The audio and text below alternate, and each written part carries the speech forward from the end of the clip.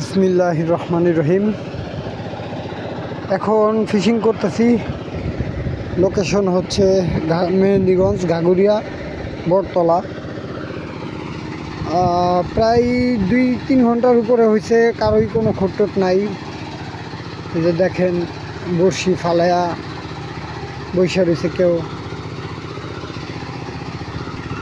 কি কাকা, কোনো খোঁটটোট নাই? কোনো খোঁটটোট নাই?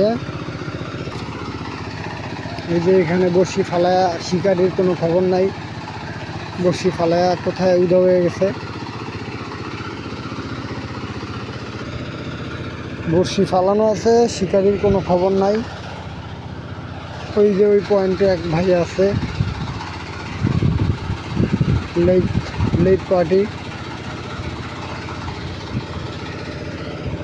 তো কি বড়শি খোট হচ্ছে না কোনো, প্রায় 2-3 ঘন্টার মতো। প্রায় 10টা, 10:30 থেকেই খোট বন্ধ হয়ে গেছে জোয়ার আসার পরে। কিন্তু আর সময়, অন্যান্য সময় জোয়ার আসলে ভালো একটা খোট পাইতাম আমরা, কিন্তু এখন কোনো খোট হচ্ছে না। এই যে দেখেন, এই আর এক শিকারি বসি সিট টিপ গুছে এই যে আমার টেন্টের ভিতরে আইসা ঘুমাইতেছে। এই লোক ঘুমাইতেছে আমার টেন্টের ভিতরে আইসা, খোট নাই দেখে এসে শুয়ে রয়েছে। ওইখানে আবার আমাদের প্রিয়চি নামক দেলোয়ার ভাই, তারও একই অবস্থা, কোনো খোট নাই, মাছের কোনো আলাপ নাই। জোয়ার আসার পরে কিছু ফ্লাশ দেখা গেছে আমার পয়েন্টে, এবং দেলোয়ার ভাইয়ের পয়েন্টও ভালো ফ্লাশ করছে, কিন্তু মাছ টোপ নেয়নি। তো প্রায় দীর্ঘ 3 ঘন্টার মতো, প্রায় 3-3.5 ঘন্টার মতো টোটালে কোনো খোট হচ্ছে না।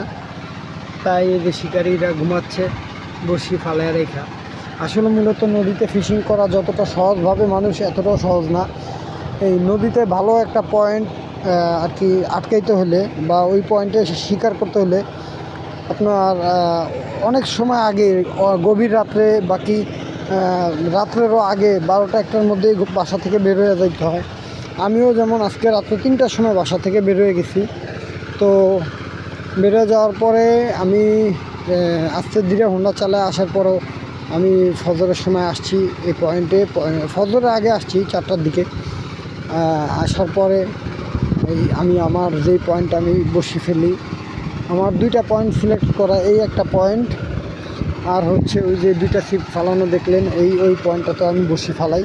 হাক্কার গোড়া বলি ওইটা আর কি, ছোটো একটা হাক্কা আছে কালবার। তো মাছের কোনো আলাপ সালাপ নাই এখন, আর খোটও নাই, পানিও আজকে একটু ঘোলা হয়ে গেছে। তো দেখা যাক কী হয়, ইনশাল্লাহ কী রেজাল্ট হয় ইনশাল্লাহ আপনাদেরকে বিস্তারিত জানাবো। দোয়া করবেন ইনশাল্লাহ। আসসালামু আলাইকুম।